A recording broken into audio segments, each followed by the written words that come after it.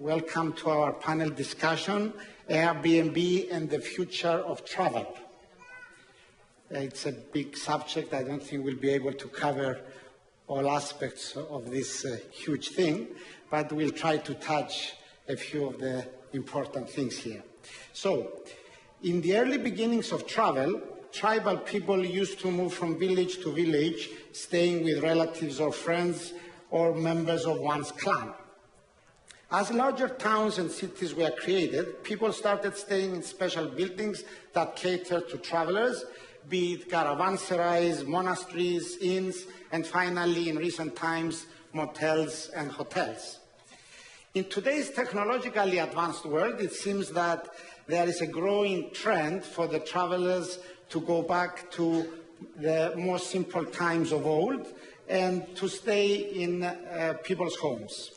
It is as if collectively we have given a full circle and are now seeking a more personal connection when traveling like in the past. The trend is headed by Airbnb, of course, and is changing the way we travel. What is the allure of Airbnb and staying in private homes? How will Airbnb develop in the future and how will it affect independent travel?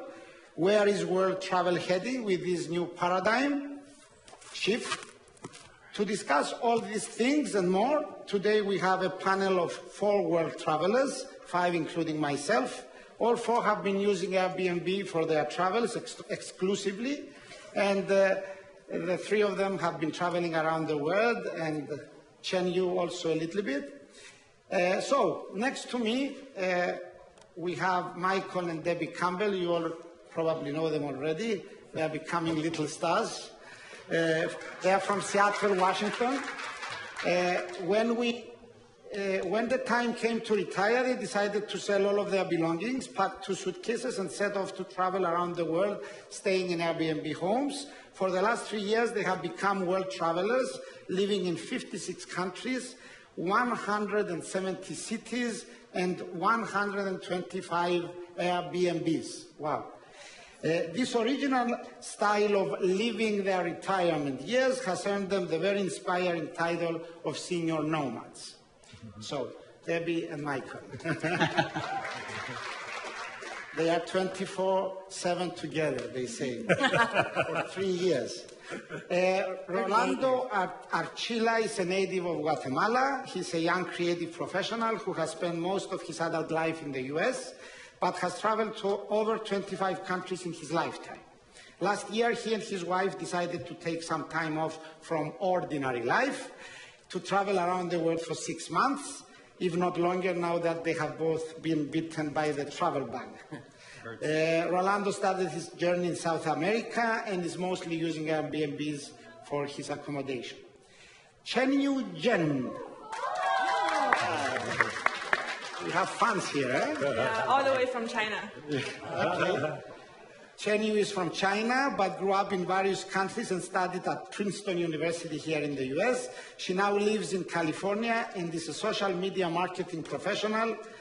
She's a different type of traveler than the other panelists. She travels within a single city by living in different neighborhoods, exclusively with Airbnb. She has just completed a very interesting project entitled 365 Days on Airbnb.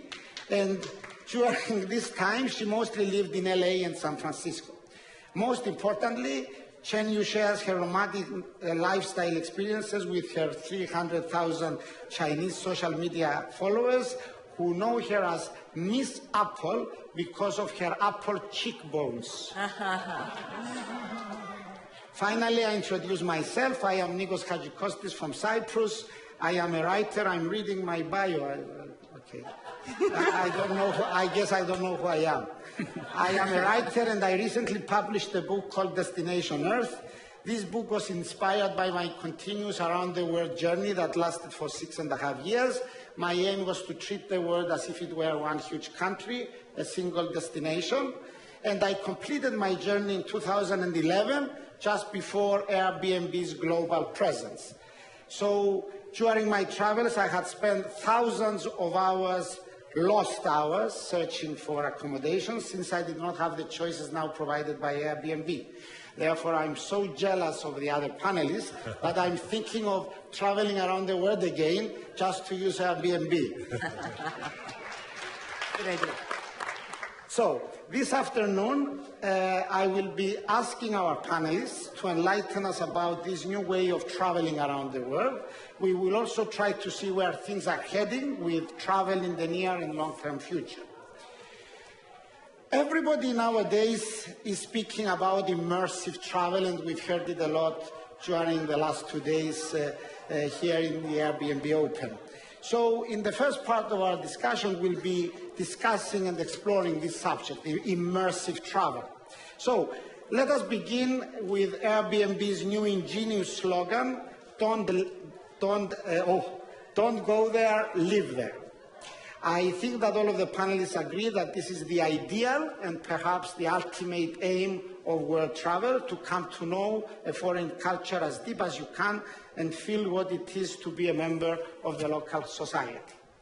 So let me start by asking Debbie and Michael, the most experienced Airbnb travelers on the panel and in the whole room, I am sure.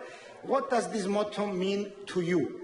Is living in an Airbnb lodging truly living there? Thank you for the question, Nicos, and it's a pleasure to be here.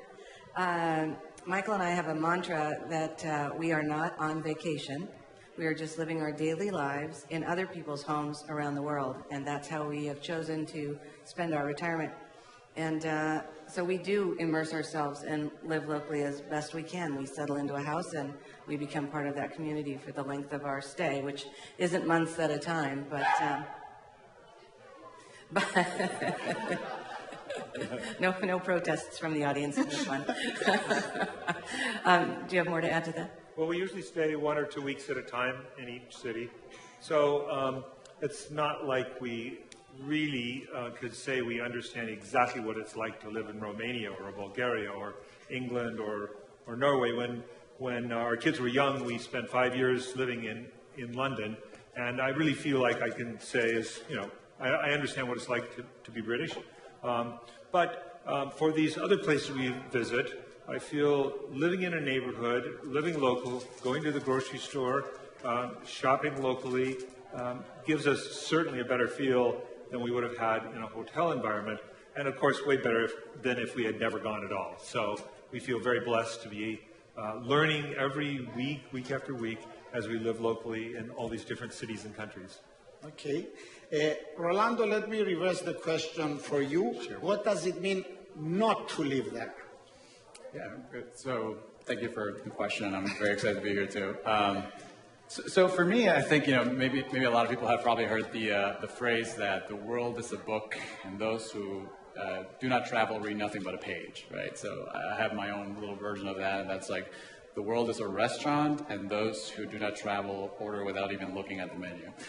So I love food, so that tells you that. But it also means that I think that when you travel, you realize that you see the world through 1 out of maybe 7 billion possible lenses, right? And the traveling experience is just such a humbling and incredible experience that allows you to see that and tells you that you have to travel. You have to go and become a world citizen in order to really understand what's the best way to be a human and to be yourself. So not to live there means possibly the opposite. You can still travel and not get that perspective and not get that humility. And it probably means that you went to the place, stayed in the standardized clean hotel, took a couple selfies at the place, and then maybe took a group tour and then shipped back, right? Yes. And you didn't really get to get the essence of a country and what it truly believes, what it truly means to become British or Norwegian or Indian or Brazilian or whatever that would be. And for me, the live there mantra has really become it's a reality that I fully subscribe to. I actually have the Airbnb socks here, so to show you how much I believe in it. But it's truly a different way of traveling, and the Airbnb experience has allowed me to do that. Okay, let me come to you now, Chenyu. What does living in different neighborhoods of the same city mean to you? How does it expand the don't go there, live there? Because that's a different type of traveling. Thank you for the question. As Nicos mentioned, I lived on Airbnb for 365 days in different neighborhoods of Los Angeles for 7 months, and then I moved to San Francisco. So wherever I work, Airbnb is my way of living, just like the campus in Orlando. But I also work full-time as a social media and marketing professional. And for me, Los Angeles has over 60 neighborhoods according to the Airbnb neighborhood guide. And you can't really say you're from Los Angeles, you're from west of 405 or east of 405. You're from the hip Venice Beach or Silver Lake, or you're from the art district or the brewery Lincoln Heights. So there are so many neighborhoods, and every neighborhood, I firmly believe, that has a microculture that similar to Nicos wrote in his book, that only by living there with the locals, sometimes the artists and architects and people who paint the murals, you can really experience the local culture. And here you can see that we have a picture in the background. Can you tell me where it is? How many of you have been there to the skate park? I think maybe 80%. So that picture reminds me of home, because I worked there for over 2.5 years, and every day I work out of my office, I can take a picture of the Venice Beach sunset, which is also an Instagram account, Venice Beach Sunset, I follow every day. But I can also tell you that this is at Windward Circle, and just outside the Windward Circle, you can get the best coffee in LA, in my opinion, from Nicely. Anyone knows Nicely? Who makes and you go inside and you open the back of the menu, the picture of Menotti himself, who is one of the founder of Venice. You get a secret menu of breakfast and the Cafe Nico that he handcrafted. And then not far from here at Lifeguard, you see these lifeguards, lighthouses, and Lighthouse 28. You can practice sunset yoga and sunrise yoga with Brett. He's been there for 25 years, every Friday and Saturday morning. He's a music composer. So these local knowledges come with me by living in neighborhoods that become a local insider. Would you say that Los Angeles and San Francisco are little microcosms that are at the same time infinite? You can never really know them. The more you travel, the more you realize that you don't even know San Francisco or Los Angeles. Would you say that? Yes, I think travel doesn't have to go far. You can discover new places near you. Yes. Do you mostly live with families, or do you also stay in an independent, bungalow? Actually, one of my rule of thumb is I always try to stay with a superhost. If I can, I do a lot of research. I spend hours curating many wish lists of all the local artists and architects and chefs and pilots. Yes. So. Well, let me come back to you, Debbie and Michael. I know, because we have spoken before, and you told me that you don't always share the same home with the family, that sometimes you rent your own private bungalow and you have your privacy and so on. So let me ask you, how does this further the living there thing? I mean, isn't it similar to a hotel? I mean, you just don't stay in a big building with many rooms, but you stay in a bungalow. What's the difference? You live on your own. How do you interact with? I think living locally starts from the first email we send to a prospective host. Usually we send emails to 5 or 6 different hosts, and then end up picking one of those. We start a conversation then with the one host that we have picked that might include 3 or 4 more interactions before we get there. By the time we've arrived, 95% of the time we feel like we've already made a friend. You hosts are the glue. You're the one that make the experience exceptional. And so even though we are living in your house while you're staying with your boyfriend, girlfriend, or your mother, father, or you're out of town, whatever it is, we have already formed a connection by the time we arrive. And then during the check-in, that seems like such a awkward word to me, but orientation, welcome. We get another opportunity to have you show us where things are, and not just in the house, but in the neighborhood as well. And then you go shopping in the area, and Absolutely. Once our host has greeted us and kind of given us the basics of the area, the first thing we do is head to the grocery store, buy our usual staples. And that furthers the idea of living there. Yeah, of course. You feel like You fill your fridge from the local store, you're living there. And you usually stay for 1 or 2 weeks, as far as I know, yes? Yes. Not for a few days. Yeah, usually for 1 or 2 weeks. And I think Debbie could talk about all activities that we often do with our hosts that really make a difference. I won't go into detail with those because we have a lot to cover, but when we do have an activity with a host, it really starts, it makes a difference. You know, when people ask us, what was your favorite Airbnb? And more often we answer with, who was our favorite host? And a good host can make a mediocre place seem like home. Yes, and some of them go the extra mile to do things for you, yes? Yes, yeah. Maybe Rolando wants to tell us something, maybe a story of a Airbnb host who did things for you and enriched your experience. Yeah. I think there's a lot of those examples.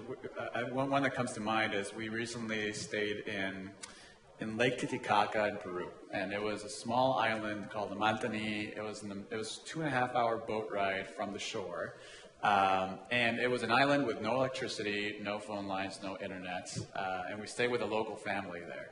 It was the only Airbnb on the island, actually.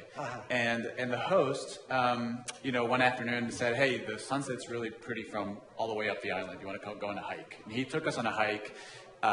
It was, a couple hours. We went all the way up, and there were 2 ancient, Incan temples on the top of there, Pachamama and Pachapapa. There were like these temples that represented, the male and female sides of the religion. But then we saw the whole of the lake from up there. It was a beautiful sunset. Then we walked back. By the time we were back, the Milky Way was out because there was no electricity there, right? So it was 8 p.m. It was just a beautiful experience. And it was just one of those things where, like, this is exactly how these people live. It's exactly how their culture, and they've lived like that for hundreds of years. They haven't really modernized that much. And it was an incredible experience. And I felt like I lived there, and I felt like it changed me, and I can't quite put my finger on how. And it wouldn't have happened had you been traveling on your own. It was this important contribution of the host. I think so. I don't think I would have had that experience otherwise. I don't think there's many other ways to. Chenyo, maybe a short incident from your travels in LA here. A what? A short incident of a host doing something that, opened something to you and you saw that part of the town in a different way? Yes, so I think a lot of my Airbnb stays, although they range from 3 days to a week, actually become lifelong friends. Like a few of them are here, like Aaron, who is one of my super hosts, and he included me in his daily lives. He's a vintage car collector. His room is like an art gallery. It's very eye-opening in Larchmont Village. And we went to farmer's market, and then we went to get Aaron went to do grocery shopping. But when I was strained in the airport in February in Ontario, which is East LA, Aaron actually came to pick me up and went on a road trip with me and his sister. And I witnessed the first reunion after 30 years of his family in Lake Havasu. And they are related to the Iceman in Alaska. So, and when my mom came to visit me last December for Christmas, like Aaron drove us around to show us around. That's the kind of experience and relationship you can form on Airbnb that impact you that's forever. Important. Yes, because this is what you said earlier. It's part of the experience is not that they do things for you like with Rolando, but also that you can become good friends with people and you create these unique connections that you can't do with when you travel in groups or stay in hotels. That is really true. Yes, and let's see it from the other side now. How do you affect your hosts, the local communities, especially in areas where there are not many Airbnbs, in isolated areas? Maybe we start from Michael and Debbie. You went to some isolated areas, yes? We did, and I'll let Michael take this one because he has a great story to tell in Cuba, especially, I think. Yeah, it's hard to know how much we've really changed our hosts, but we become friends with many of them. In Cuba, we stayed in 5 different homes or casa particulars. The last one we stayed in was a man about my age, and we had just a wonderful conversation on his front porch about politics, which is a topic I love, and Cuba is such an interesting study of what has happened. So I hope in some way I opened his eyes to maybe what the future could be for Cuba. Yes, yes. Maybe, Rolando, you have a story or an incident when you had an effect on the host. Well, I think there's always that like huge exchange of culture and ideas. But I mean, one thing that I think I have been pleasantly surprised by Airbnb is just what a big tool it is for economic development. So Airbnb has basically changed the way that people stay in other places, but it can, in places like in the US or even places like Chile that's very developed, it can mean, a few extra bucks or a great way to make a living and whatnot. But in some other countries, it can really be the thing that pushes you beyond poverty. Like it's the thing that gets you from here to here. And so a couple times when we met some people like that, we met a host, Monica in Lima, who said that she said that they had enough money to buy like a packet of cookies every weekend, and that was their budget. And then they moved in with her mom because they didn't have money for rent or anything like that, and her husband.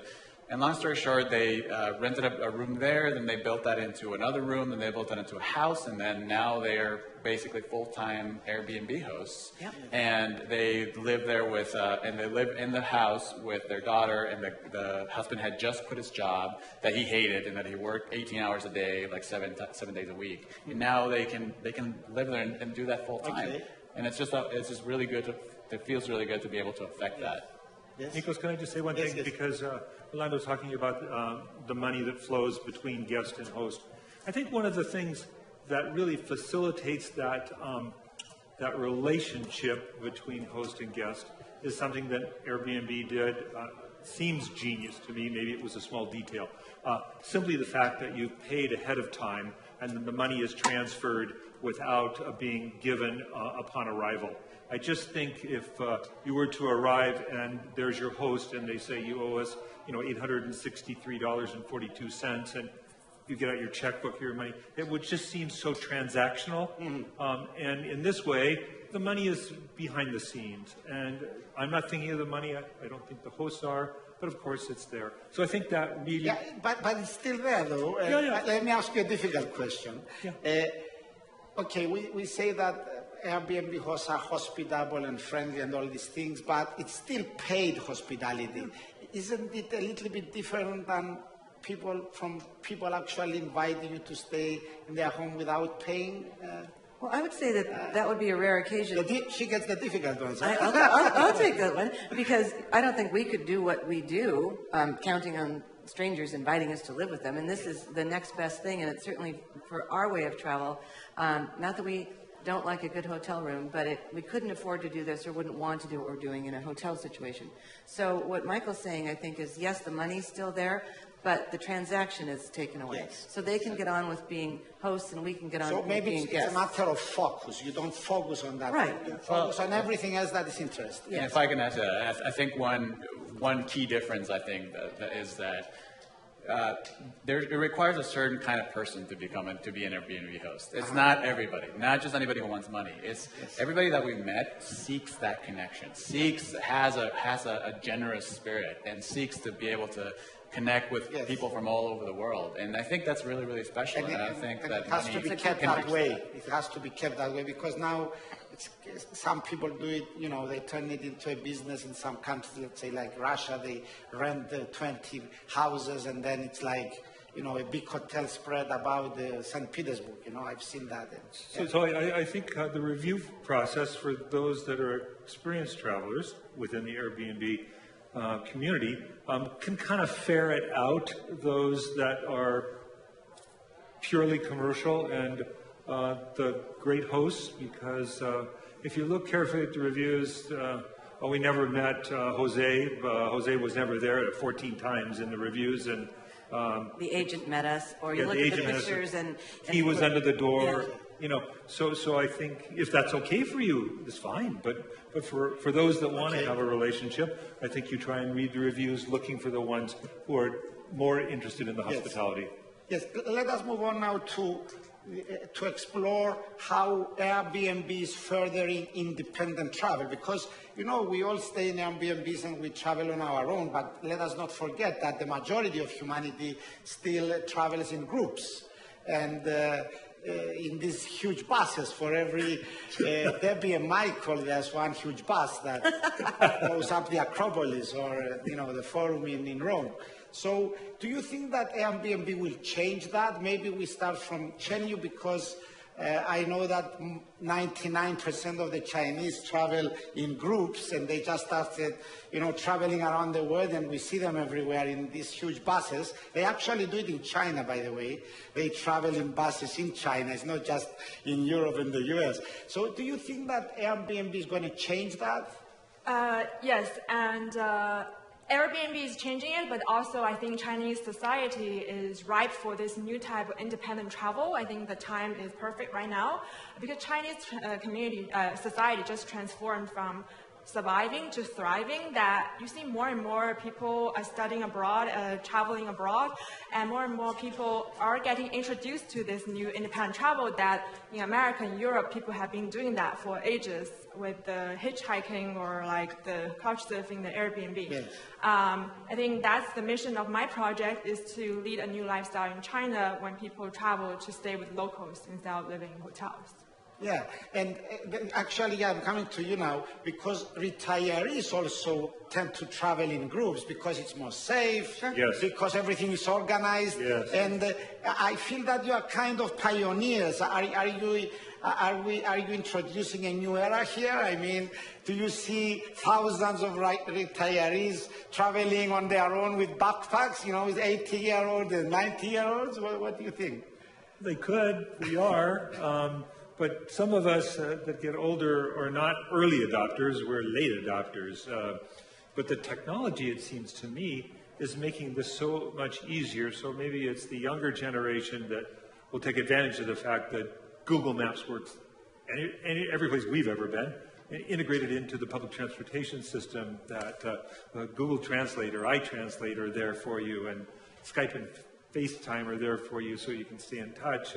Well, yeah, but not everyone is as willing to learn the apps and things. Well, I think that the younger generation. Well, but he's talking about our age. Well, maybe elderly couple, as they put in a headline not too long ago.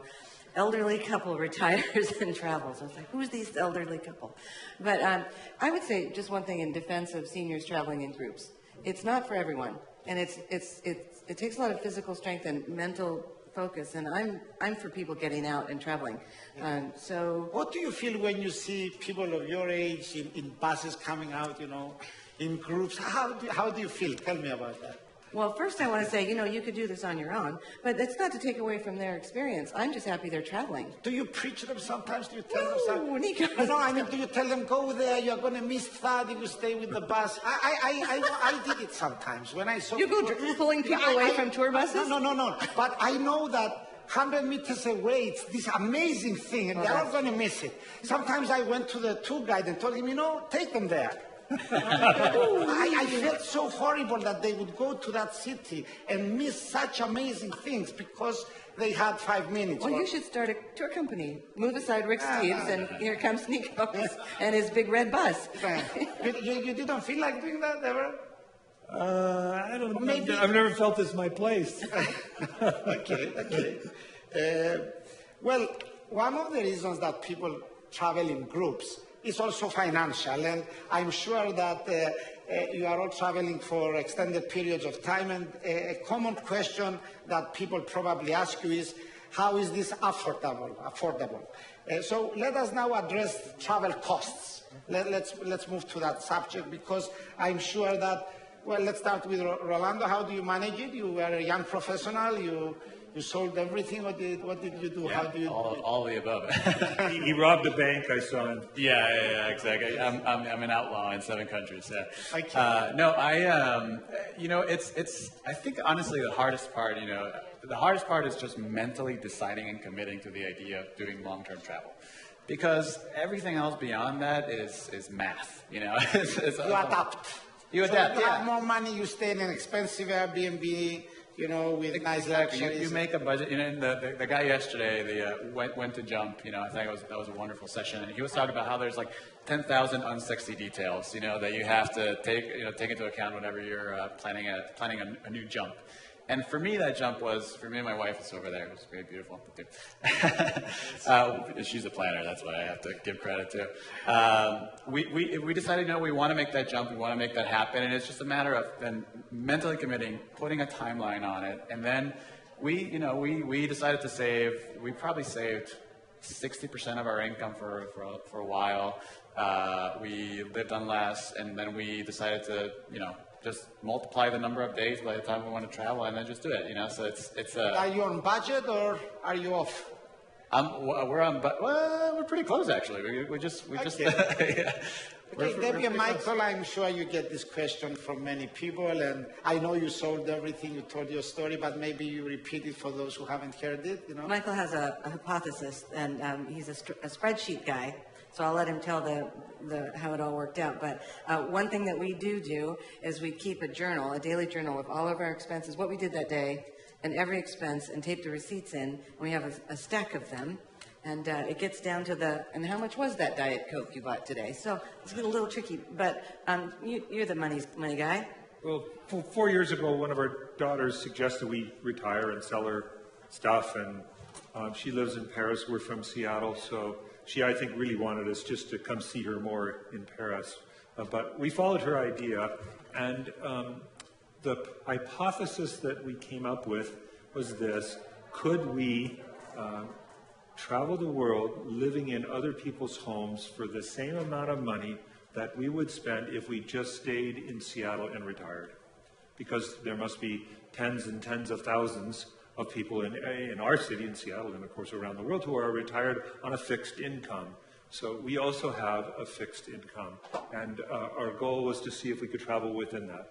And you are trying to adapt everything to that income, yes? We are, and so I happy to say that in the first year we were over budget, maybe 20, 25%. The second year maybe 10 or 15%, and this third year of travel we were actually on budget, and that's which makes me feel good, because I don't want to run out of money.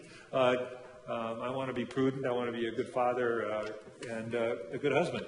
Yes, and you're all of those things.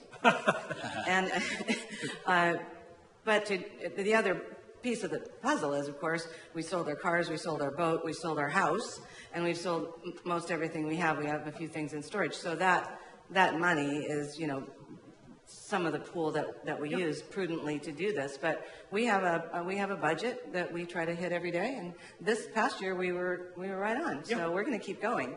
Yes, I will add here my little story. I sold a company and everything I had and all my savings to travel around the world, and I had money for 2 years or something. That was how long I had planned my journey to last when I set out to see the world.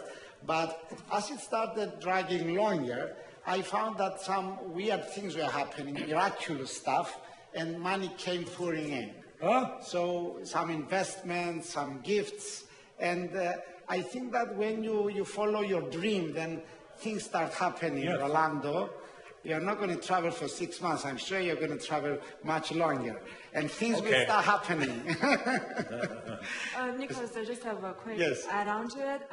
So I also have a budget like $70, $80 per night. But for me, for me, it's going to the new age of hospitality school in people's homes, because I try to pick all the most interesting artists and architects. And people go to Cornell's hotel school to learn about hospitality, but now we can go to Airbnb homes to learn with the people who know it best. So for me, I think I'm paying for my tuition about interior design and hospitality. So that's the way I view the cost. Okay, excellent. That's and I'm packaging them into digestible content for my Chinese audience, and I think I'm trying to create a movement in China to travel. But let me ask another question that came, I thought about it earlier.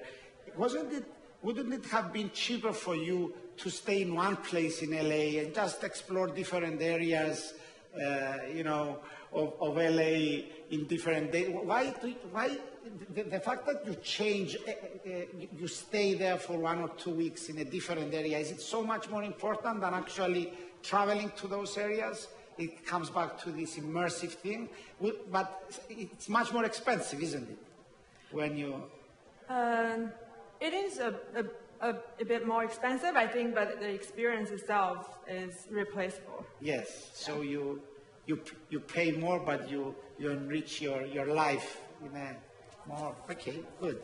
So let me come to a controversial thing towards the end. Now we go to the more controversial things.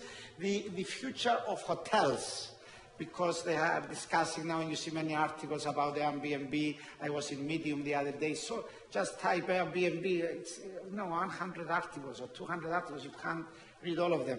So with so many choices available via Airbnb and similar home sharing sites, why would a traveler choose to stay in a hotel? Is this the end of hotels as we know them? Maybe Michael? I don't think so. Debbie and I love staying in hotels. It's a vacation from our vacation. But, we couldn't be doing what we're doing in staying in hotels. I mean, we eat most of our meals at home, and we're living our life. We like a big kitchen table and a couch and a place to spread out. Now, even that's probably 500 square feet in Paris or less, but even that. But we like to feel like we're at home, and I don't know how to feel at home in a hotel. Yes, But you said you don't think so, but now you contradicted it. You No, said no, it's better than a hotel. He So didn't. why would hotels exist? There is a huge, huge need for hotels and people that want to stay in hotels. They fill so many needs. I mean, for the business traveler, and I know Airbnb is working towards building that segment, but they'll never replace hotels in that arena, I don't think. And hotels will adapt. I think when this all settles, there's room for everyone. And hotels have been at high capacity, so I don't know. I mean, I think an Airbnb person isn't necessarily a hotel person and vice versa. I think they can be the same. Rolando? Yeah, I think I agree with that. I think that hotels will evolve. I think that's a given. Hotels will evolve in certain states. But I think there are certain needs or occasions in which you will need hotels. You want hotels when it's almost like fast food versus local restaurants, right? Like if you go to McDonald's anywhere or a Starbucks anywhere, you know what kind of stuff you're getting. And sometimes you want that. Like sometimes I know I want exactly this, because I'm craving this experience. But two things are happening. Also, there's more travel happening in the world, right? So there's the luxurious experience that a hotel offers is no longer the only way to travel. And for us travelers, hotels will try to imitate a little bit what Airbnb does and have hosts welcoming you and giving you drinks. Well, maybe, but maybe more than that, it could be the fact that that us travelers, we want experience, we want authenticity, we want immersion. And hotels, the opposite of that is standardization, cleanliness, right? The same thing every time. And those two things aren't necessarily a good or a bad thing. They're just opposites. And I think that hotels will recognize that there's a need for that de-standardization and give more unique experiences, more a la, better breakfast. Actually, I feel that in some ways, some Airbnbs are imitating nowadays the hotels. They have nice bath towels and nice slippers and fine quality linen. So there is also the opposite adaptation, yes? Right. Yes. I mean, Airbnbs can move towards being like hotels, but let's not have hotels start having laundry hampers and, things around that look like people live in their rooms either, I mean.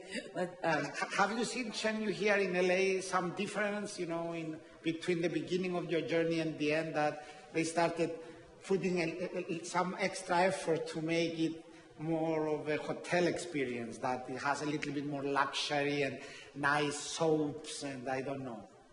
Have I seen the changes? Yeah. Have you seen Airbnb hosts trying to create a more formal, nice bathrooms? You know what I mean?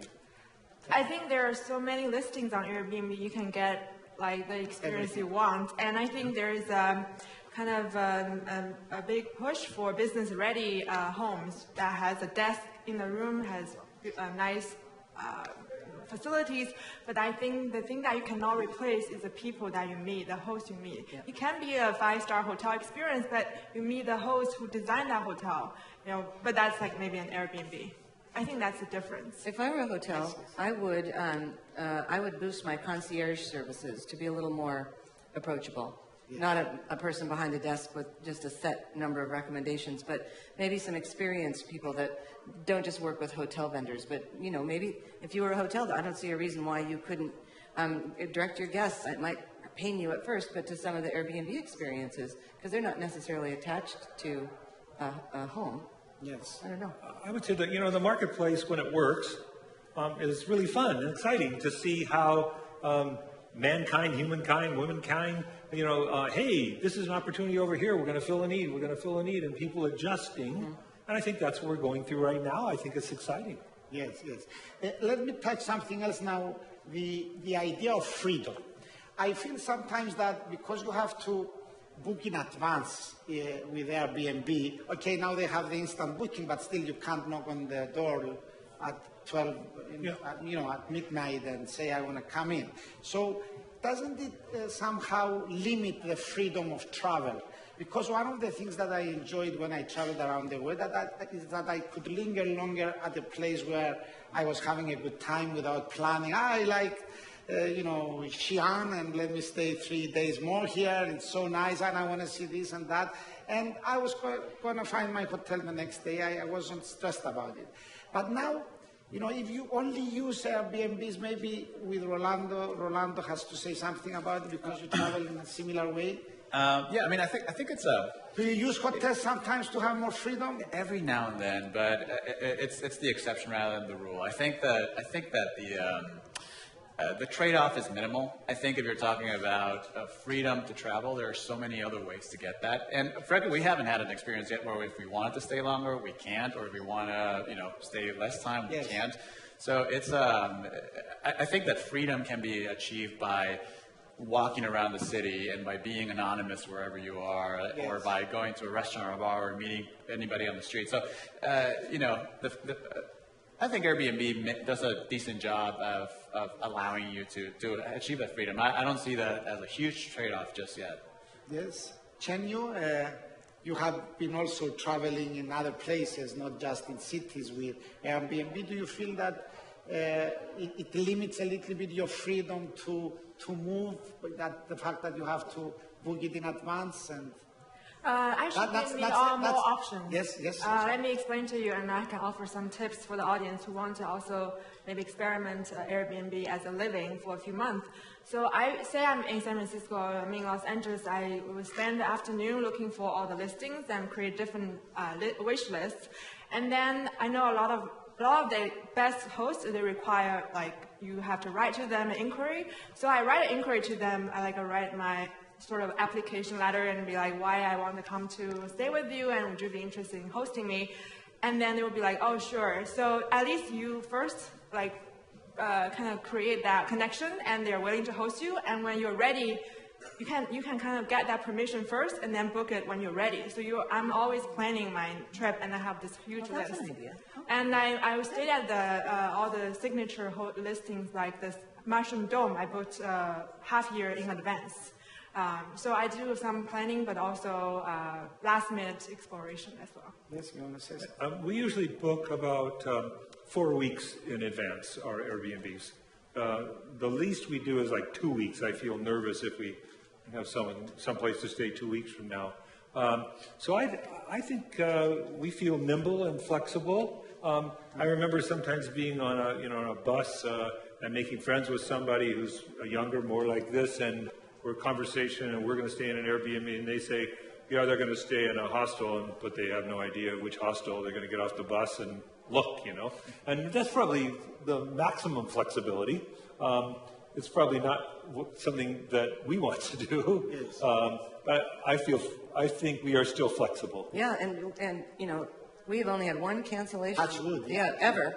So that's another thing. It would be difficult if all of a sudden your host canceled your reservation, but we haven't experienced that. I don't know about. Yep. So thank you, everyone, for not doing that. Yeah, thanks, Something, let us touch also a little bit the subject of fatigue. travel fatigue. You have been traveling for 3.5 years, yes? Don't you feel tired? Don't you feel, well, not homesick because you live there, so.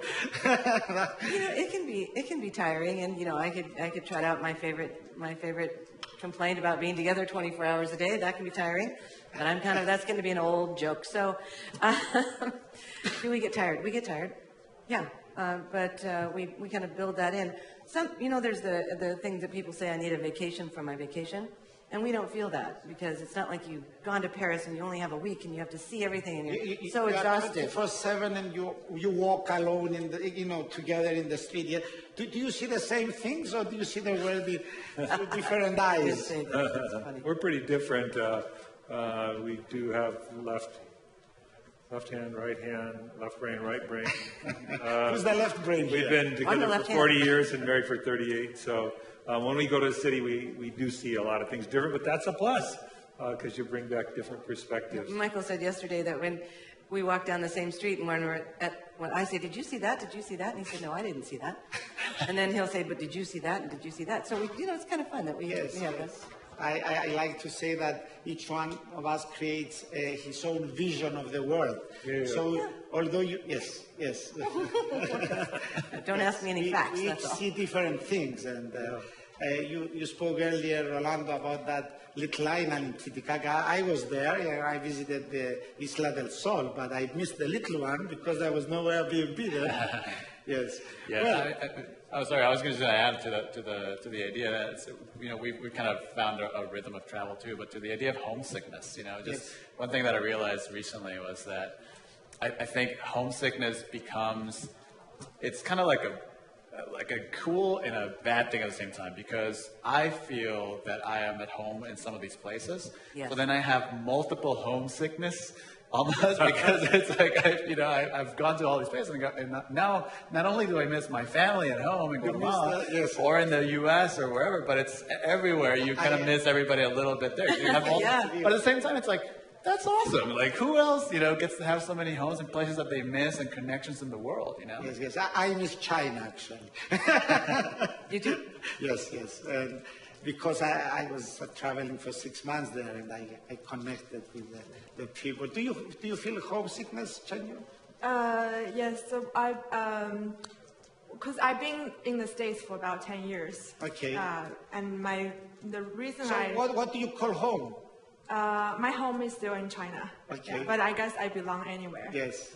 You are a global citizen now. Yeah. But I think on the point about being tired, sometimes because I work full time, I get to my new host at 11 p.m. after having gone to different hosts to pick up my backpacks. I'm like, why I'm doing this to myself? I'm so tired. But the next morning I wake up with the birds singing and the fountain water and the Alice in Wonderland, or this morning hike with my Shaolin master host to this off the beaten path. Okay. I realized that's why I'm doing this. And then just literally today I got a message from one of my readers. He said, I'm so busy doing finals, but looking at your videos and your pictures helped me to travel through your eyes.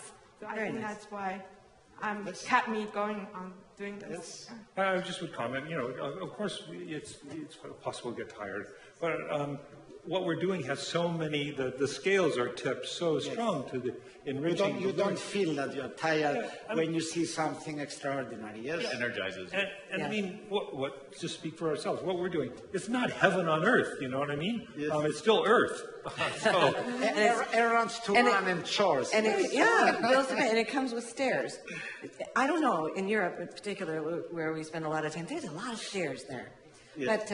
But we have our pillows. We have our own pillows. I traveled with my pillows. Yeah, and we have each other. And so, that we've got 3 of the best things going. So, I don't know. It's all right. Okay, the pillows and each other. Yeah, that's 3 things, right? Have I got that right? Same here. Good. Well, unfortunately, our time is up, just as we are getting hot.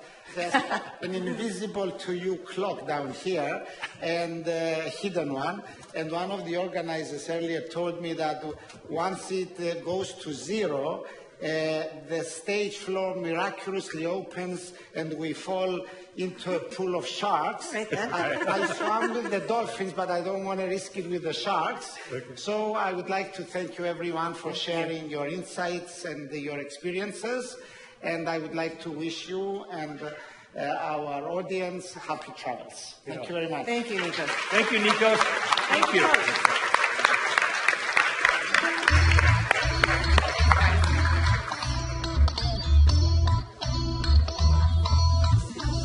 Thanks, everybody. Thanks to Zim, to Neil, to Nico, and the rest of the amazing panel.